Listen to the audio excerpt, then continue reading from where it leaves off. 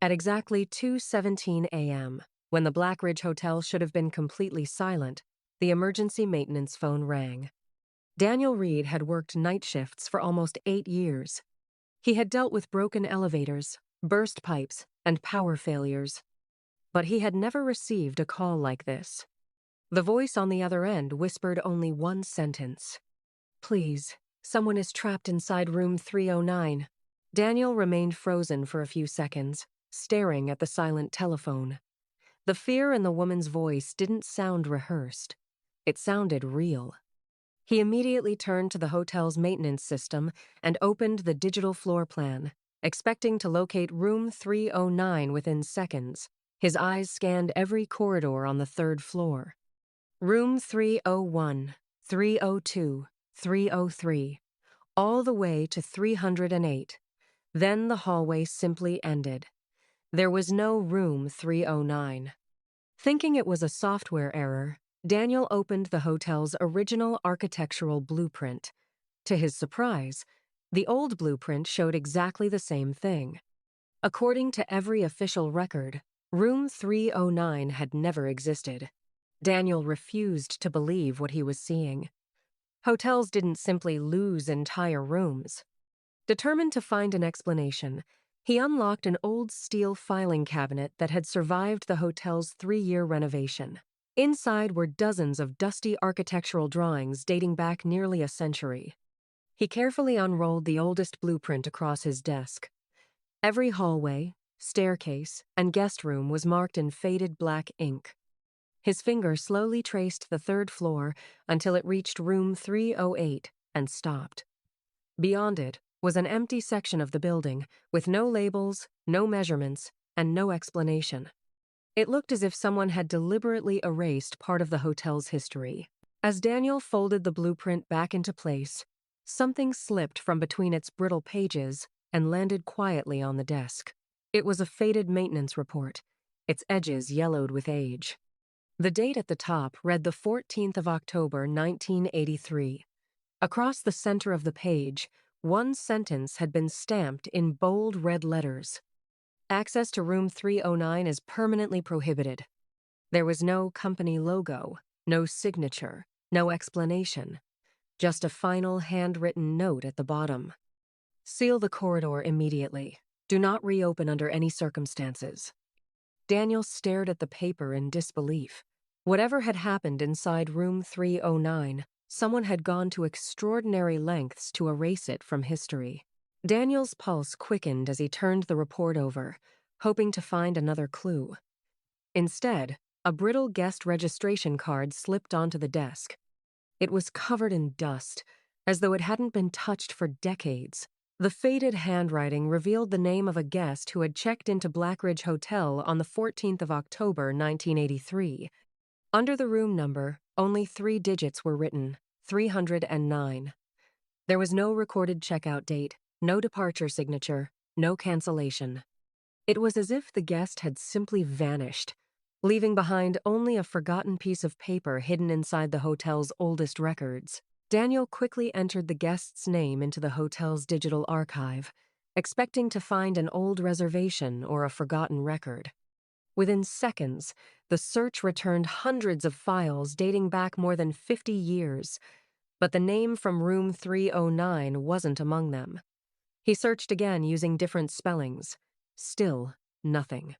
It was as if every trace of that guest had been deliberately erased. The only evidence that the person had ever stayed at Blackridge Hotel was the fragile registration card lying on his desk. Someone hadn't just hidden room 309. They had erased everyone connected to it. The missing records made no sense.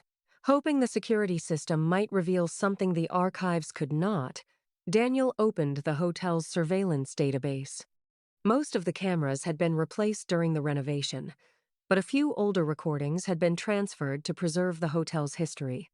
As he scrolled through the archived files, one folder caught his attention. It wasn't labeled with a date or a location. It contained only 2 words: "Do not open." Daniel hesitated. Every instinct told him to leave it alone, but curiosity had already carried him too far to turn back.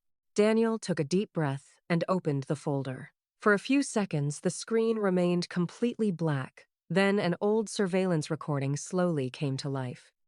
The timestamp read the 14th of October, 1983, 11:43 p.m.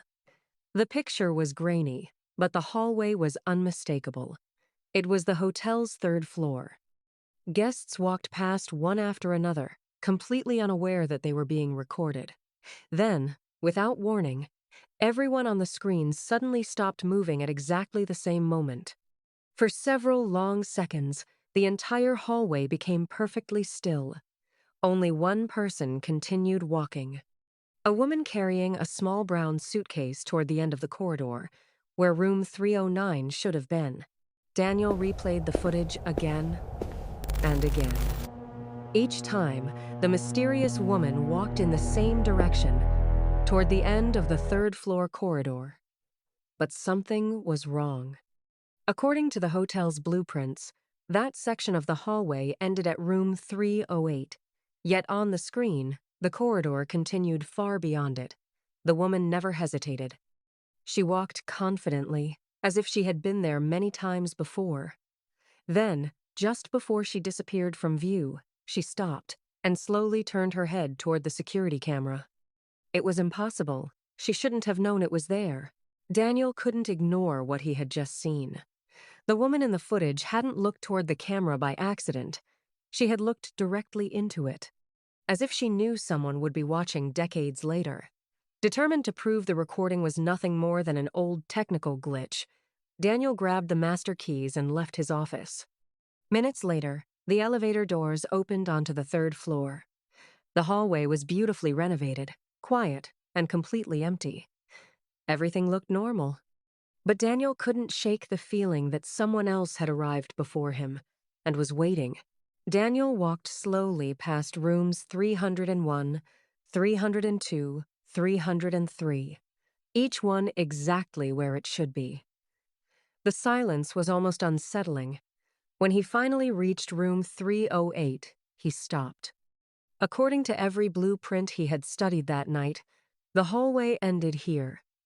But standing directly in front of him was something he hadn't expected. The decorative wooden wall at the end of the corridor didn't quite match the rest of the hotel. The panels were slightly darker. The brass trim looked older. As Daniel stepped closer, he noticed faint scratches on the floor, as if the entire wall had been moved years ago and carefully put back into place.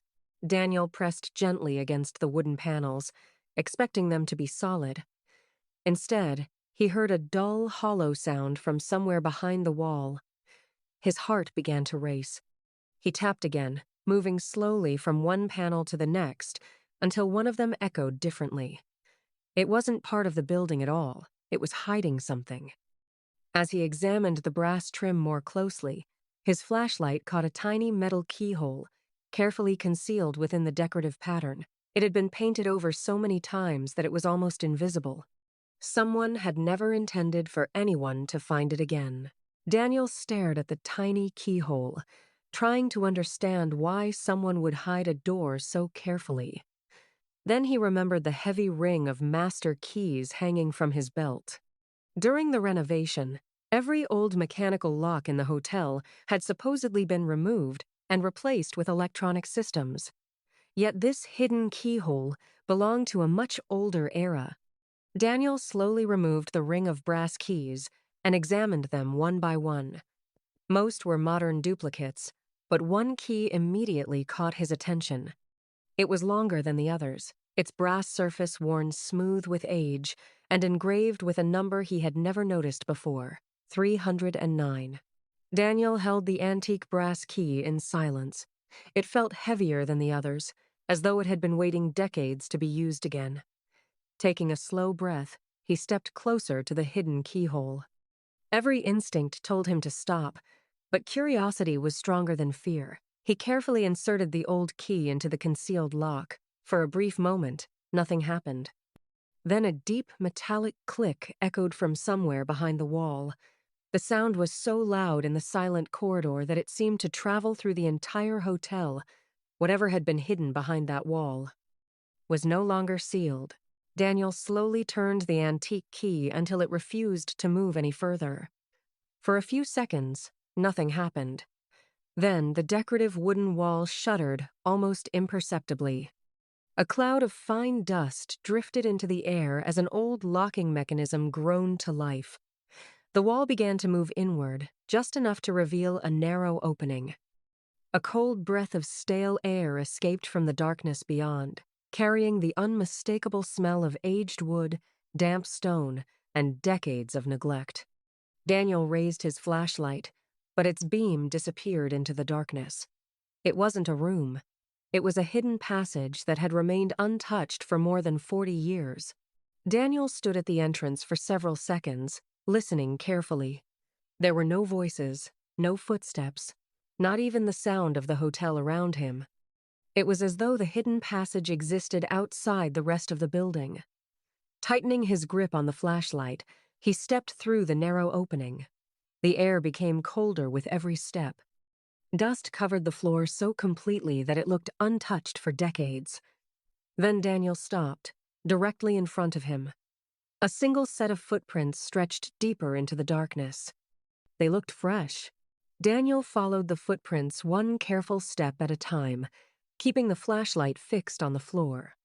Every print was perfectly clear, pressed into the thick layer of undisturbed dust. Whoever had walked through the passage hadn't been there decades ago, but they had been there recently. The trail continued for several meters before suddenly ending in the middle of the corridor. Daniel stopped.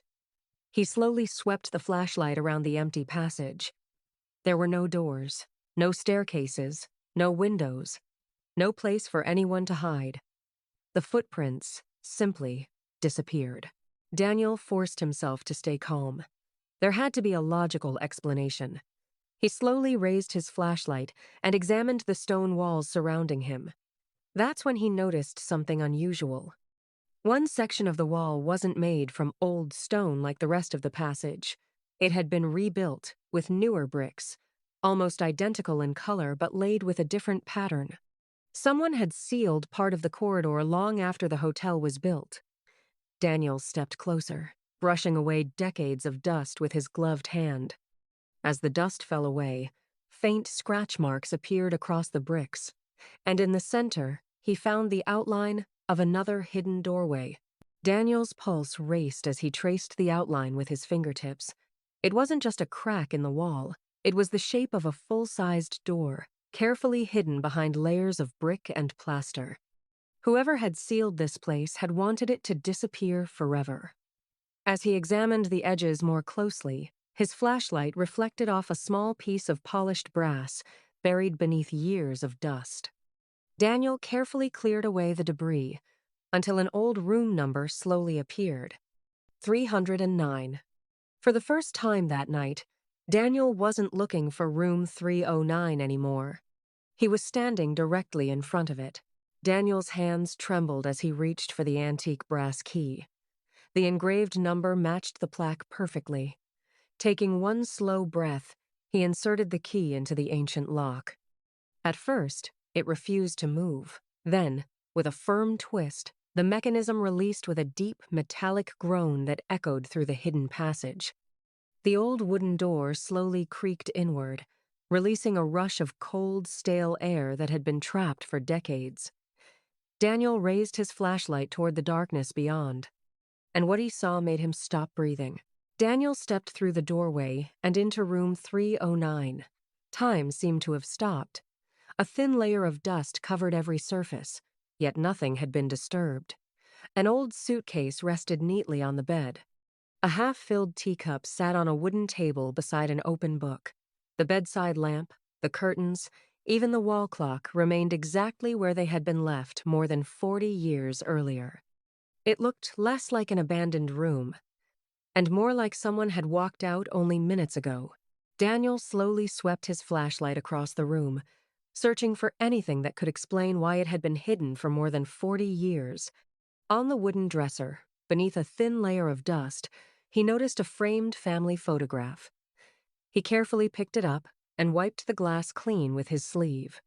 The picture showed a smiling couple standing inside Black Ridge Hotel. Between them stood a little girl, no older than 8. They looked happy, completely unaware of what was about to happen. But it wasn't the family that caught Daniel's attention. Standing several feet behind them, almost hidden in the shadows of the hotel lobby, was the same mysterious woman from the 1,983 security footage. She wasn't looking at the camera. She was looking directly at the little girl.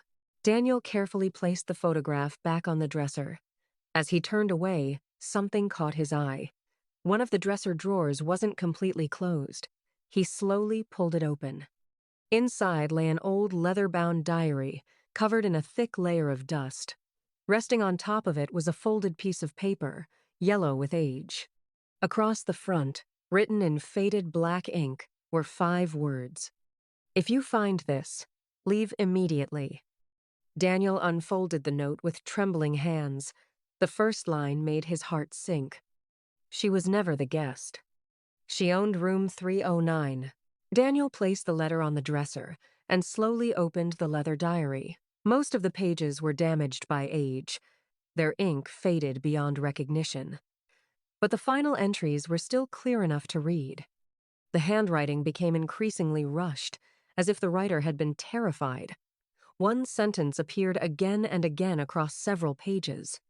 "She comes every night at exactly 2:17.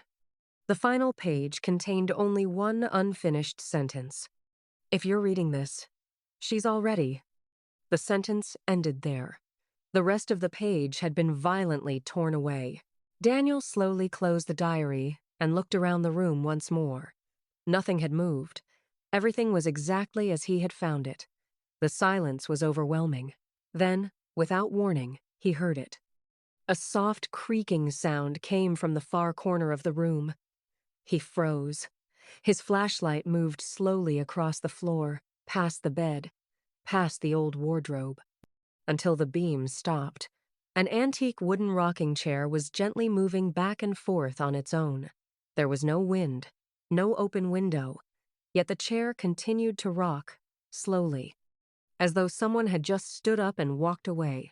Daniel forced himself to look away from the rocking chair and searched the room one final time. Behind the wardrobe, he discovered a small metal wall safe that had been hidden from view. It wasn't locked. Inside was a sealed envelope marked confidential. The documents revealed the truth the hotel had buried for more than 40 years. In 1983, a gas leak in room 309 had claimed the lives of a family staying there. Fearing the hotel's reputation would be destroyed forever, the owners secretly sealed the room, erased it from every blueprint, removed every official record, and paid everyone involved to remain silent. The room hadn't been cursed. It had been hidden to protect a lie. Daniel emptied the contents of the safe onto the floor. Among the old reports and faded photographs was a small VHS cassette sealed inside a plastic evidence bag. A handwritten label read, "Do not destroy." The hotel still had an old archive room with a working VHS player. Minutes later, Daniel pressed play. The screen flickered to life. It showed the hallway outside room 309 on the night of the 14th of October, 1983. Guests walked calmly through the corridor. Then, at exactly 11:43 p.m., the door to room 309 slowly opened. A little girl stepped into the hallway. She looked around in fear, and then someone reached out from the darkness. The recording suddenly ended.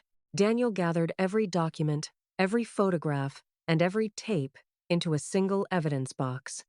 As he prepared to leave, he noticed one final file hidden beneath the others. It was a handwritten confession from the hotel's former general manager. With trembling hands, Daniel unfolded the letter.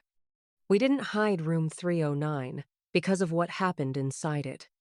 We hid it because we knew who was responsible." The confession named one of the hotel's wealthiest investors, a man whose influence had stopped the police investigation before it could expose the truth.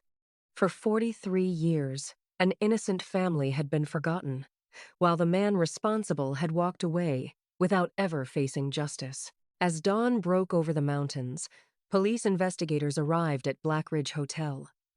Daniel handed over every document, every photograph, and every recording he had discovered. Within weeks, authorities reopened the 43-year-old case, exposing one of the biggest cover-ups in the hotel's history. Room 309 was no longer erased from the records. The forgotten family finally received justice, and the hotel was forced to tell the truth to the world. Months later, before leaving Blackridge for the last time, Daniel walked back to the third floor.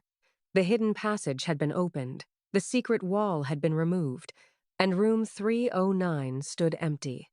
He quietly closed the door behind him and turned to leave. Just before the elevator doors closed, he glanced down the hallway one last time. Standing outside room 309 was the mysterious woman from the 1983 security footage. She didn't move. She simply smiled. Then the elevator doors slowly closed. When they opened again in the lobby, she was gone. Some mysteries are solved. Others choose to remain.